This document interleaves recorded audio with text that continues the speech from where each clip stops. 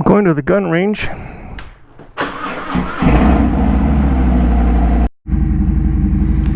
I have a CZ97B handgun. I had a rear adjustable sight put on that handgun. It's been on the gun about a year. About a month ago, the rear sight fell apart. So I called the company up. And they said to send the slide to them and they would put a new rear sight, adjustable sight on it for free. So the rear sight is on the gun and I need to take it to the gun range so that I can sight the gun in. I did some preliminary sighting in at home. I have a laser sighting tool for that gun, which is, it's accurate to a degree, but then I have to take the gun to the range and fire it. I shoot it out to, what, 7 yards? Is that 21 feet? And then fine tune it so that the gun is tuned to the way that I shoot. I like the handguns made by CZ. I have, of course, the CZ97B, the one I'm taking to the gun range. I have that's a 45 ACP. I have a 9mm CZ. It's the CZ75 P01. I also have a CZ40 Smith & Wesson.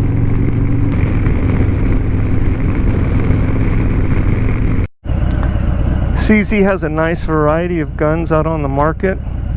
I'd like to get a 10mm CZ, but California doesn't allow that. So what I'm going to do is, once I get moved to Texas, I will look into buying one of those. I'm doing the speed limit 65, and this car just screamed right past me. He or she's in a hurry for something. I tried the looping feature on my GoPro the other day. I don't think I want to use that when I go on my trip to Texas. I'm not sure. I think what I'll do instead is what I'm doing right now with my GoPro. I'll start it up and film what I think I want to film, and I'll talk about something, some topic, some subject, and then when I'm done, I turn the camera back off, and then I'll turn it back on when I want to do some more recording. Well, this is biker weather. It's nice and warm, not hot, just warm, and there's a breeze that helps keep the temperature down. Later on, maybe next month or so, the temperature where I live in the valley gets almost intolerable. But that's one of the nice things about the valley, is that people don't move here from the Bay Area, from any of the liberal areas, because they like being close to the beaches. And that's fine with me.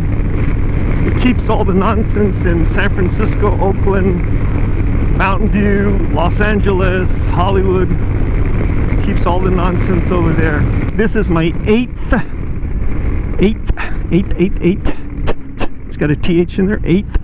This is my 8th motor vlog. It's not going to be that long. I think I'll title it Trip to the Gun Range. Maybe I will title it Trip to the Gun Range during COVID-19.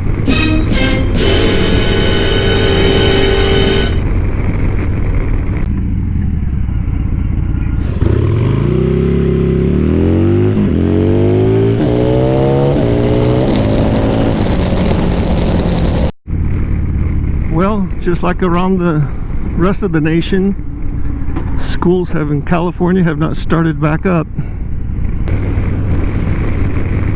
This is probably a great time maybe for somebody to start. I think there are some out there, but for individuals to start online schools. If this crazy COVID-19 stuff is going to continue, hey, just start online schools and then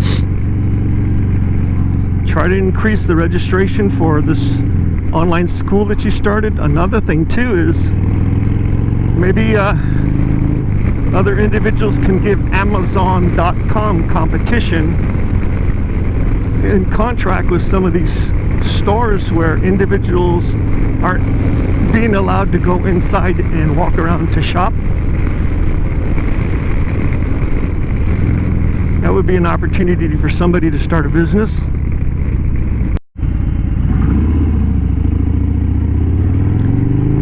So I've been thinking about where in Texas am I going to move, buy my house. I was born and raised in El Paso. I still have 2 brothers living there, and then a lot of my cousins from my dad's side of the family live there. I have a sister and a brother in the Dallas-Fort Worth area. So those are all big cities, Dallas, Fort Worth, El Paso.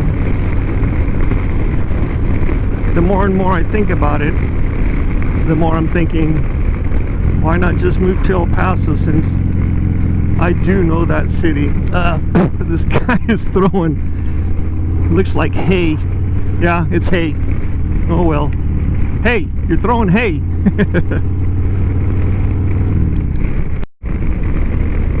Well, here's the gun range. It's about, I think it's close to 2 o'clock in the afternoon. It's Saturday, so they stay open usually till 7. I think most of the people come out early in the morning. They open up at 9. So they come out to try to beat the heat. Yeah, there's not that many people here today.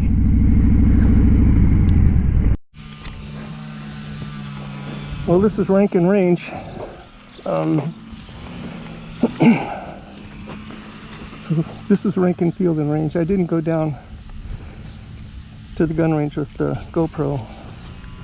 I wanted to bring my tripod, take videos of me shooting my handgun, but the tripod mount that I made for my tripod to hold my GoPro, I had to use a glue, a rubbery type glue called Suguru, to mount a GoPro adapter onto a slide-on adapter for my tripod. So it won't be ready until tomorrow. It has to dry 24 hours. So tomorrow I'll bring my GoPro. I've just found out they're gonna have a shooting match here tomorrow, competition. I think there's going to be 60 shooters, and it'll be interesting how they do the social distancing for the shooting competition. I'm going to bring my camera equipment out here tomorrow and take photos.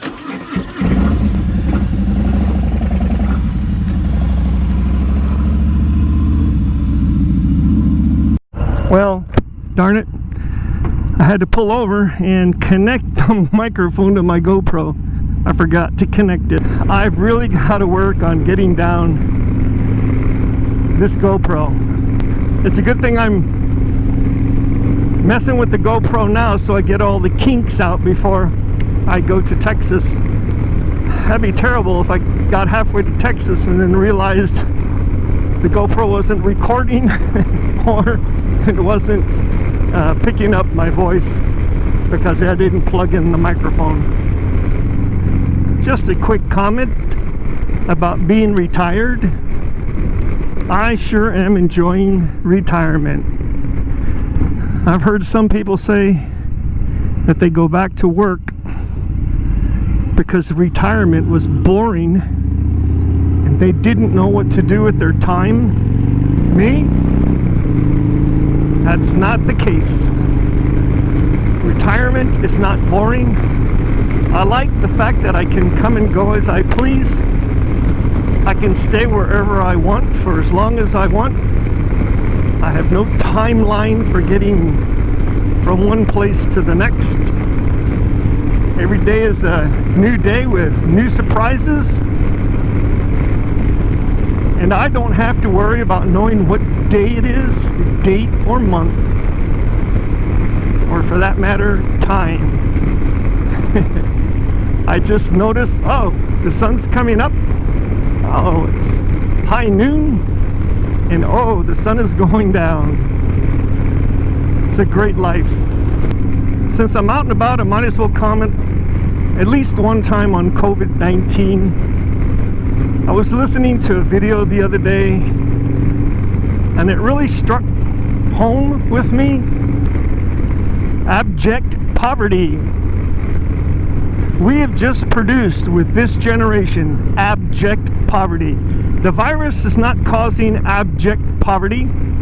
It's the reaction to this virus that has caused abject poverty. We have had pandemics in the past. I've lived through 5 pandemics myself.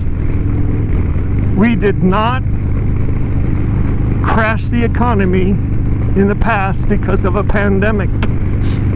The video really struck home with me because at what point do you decide to cause abject poverty in a nation based on how many deaths there are from an illness? Is it 50,000 people, 100,000 people, 200,000? Everybody out there who's talking about this virus needs to give a round figure, a round number. See if this guy waves, this cyclist. He sure did. Because we're starving people. We're putting people out of business because of this virus, and we are starving people.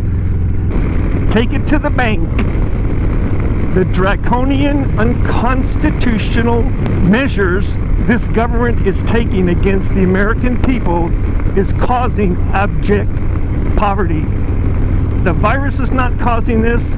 It's the reaction by the government. We've shut down businesses.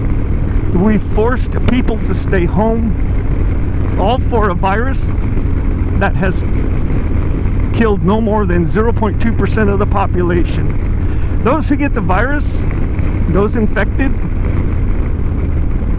99.8, 99.7 or 8% of those individuals recover. We have never done this in my lifetime. I've been through 5 pandemics and 1 war. And when I say I've been through a war, I was there in Vietnam. We've never crashed our economy because of an illness. This nation is going into abject poverty because of draconian politicians who, for the world of me, I don't know how they got voted into office. And when you think in terms of this poverty that the government is causing, it's not just the left. Both the left and the right are pushing these measures that I call draconian measures, that I call unconstitutional measures. Both sides are pushing this agenda. And I tell you, there's got to be a pushing point, or not a pushing point, but a breaking point, where Americans start to fight back. I really haven't seen it happen yet, but I wish it would. Okay, I'm home. That's the end of my rant. It's time to turn this puppy off.